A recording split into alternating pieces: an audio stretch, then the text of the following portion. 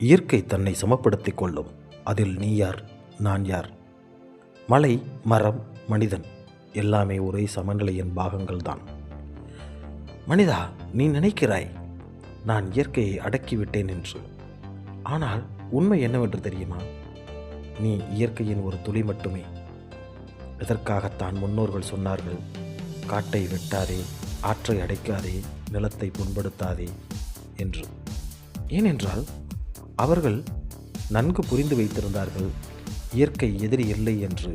ஆனால் அது பொறுமையின் எல்லை கொண்டது என்றும்.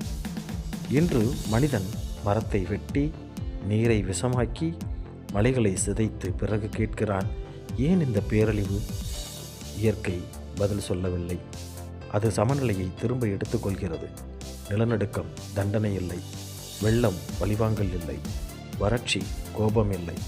இவையெல்லாம் மனிதன் உடைத்த சமநிலையின் திருத்தங்கள். ஆம் நண்பா, இன்றும் தாமதமாகவில்லை. ஒரு மனிதன் இயற்கையோடு திரும்ப இணைந்தால் கூட ஒரு மரம் காப்பாற்றப்படும், ஒரு நீர்நிலை உயிர் பெறும், ஒரு தலைமுறையே வாழும் நண்பா. இயற்கை நம்மை விட்டு போகவில்லை நண்பா, நாம் தான் அதை விட்டு விலகி நிற்கிறோம். இந்த செய்தி கோபத்துக்காக இல்லை, பயமுறுத்தலுக்காக இல்லை, நினைவூட்டலுக்காக மட்டுமே. நன்றி நண்பா. என்னுடைய வரிகள் உனக்கு புரிந்தால் நீயும் என் நண்பனே.